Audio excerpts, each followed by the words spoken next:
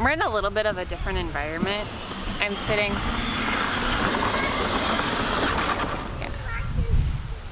There's an electric Jeep going behind me, but we're still gonna test the grounding. Today, we have a pair of grounding shoes. These are not my traditional grounding shoes. These are slip-ons, and sometimes I need a really good slip-on shoe. And usually I do a little unboxing, show you the shoe. Today I have already worn these multiple times, and I did put them back in the box, but we are going to open the box because I want you to see what is inside the box. They are worn though, multiple times. I've been wearing these for a couple of weeks and I've really enjoyed them. So a little bit of a spoiler alert, I do really like these shoes. I am going to give a little more details than that though. So these are from Earthing Harmony. They make a lot of different shoes and other products as well. Earthing Harmony makes things that help keep you grounded, and aka earthing. But these are a new loafer that they have. They're slip-on. They're so beautiful. I ordered a US size 10. I am based in the US. So when I went on the website, I picked a size 10, which I usually order in Barefoot shoes. I order a size 10. Normally, European sizing, I get sent a European size 40. These are a 41. So you can order your typical size, or you can size down if you are worried that you'll get a bigger European size. But if you're US based, I would just say go with your standard sizing. These are beautiful. These are a really nice material, easy to clean, and even though I've worn them multiple times, they don't really show any signs of wear. They're super thin and flexible. They have a zero drop, and they also have a wide toe, which is perfect for building the muscles in your feet. Actually all of my other Barefoot shoes have a back. So this is my first slip-on pair since I've been wearing them. I recommend not wearing these on days where you will be walking a lot or walking on different types of terrain, because then your toes have to do kind of like a little bit more of a curl flex to keep the shoe on. That's a minor note, but something to keep in mind if you will be walking a lot. I would say wear a different pair of Barefoot shoes, but these are sure beautiful for slipping on when you won't be doing a hike or very much walking at all. And this is what it looks like on the inside. These say handcrafted in Turkey.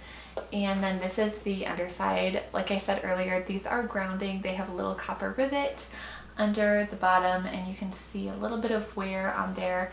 Since these are made of leather, they will last quite a long time.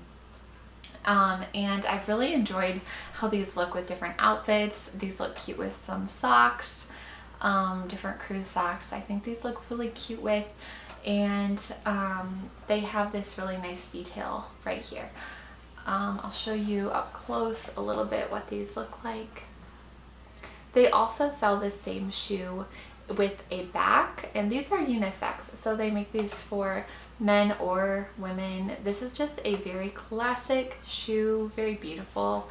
I love these Barefoot shoes because Barefoot shoes, when they first started, were more meant for running and hiking and those things, but I love that now companies have so many options for just daily wear, especially with this leather. I think it's so beautiful, so classic.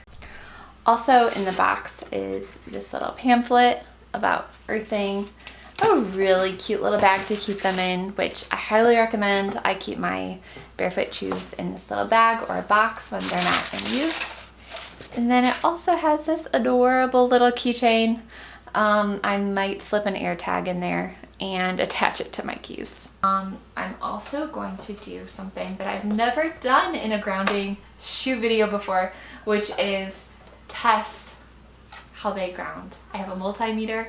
We're gonna go outside and test to see the voltage of my body without the shoes. I'll stand on something that's plastic maybe, so I'm not grounding, and see the voltage of my body.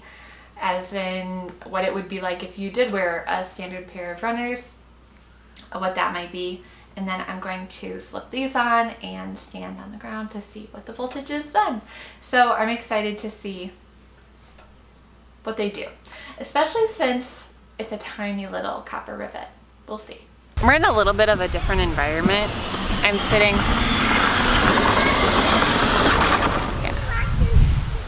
there's that electric Jeep going behind me, but we're still going to test the grounding.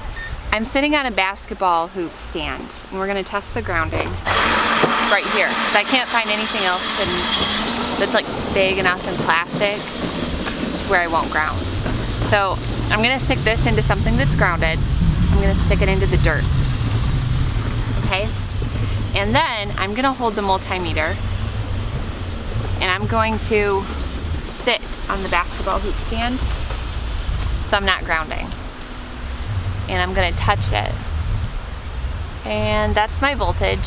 That's not very much. I am a lot more grounded outside, just probably with whatever's going on in the air, than I am inside. Okay, and so now I am going to slip my feet while sitting on the basketball hoop stand into the Earthing Harmony grounding shoes, okay? So it really shot up there, and now we are back down to 0. That's because I slipped those shoes on, and this might not be the best example, but you can kind of tell what's going on here. That's the voltage of my body with the Earthing Harmony shoes, and now I'm on the basketball hoop. It went up. Case closed.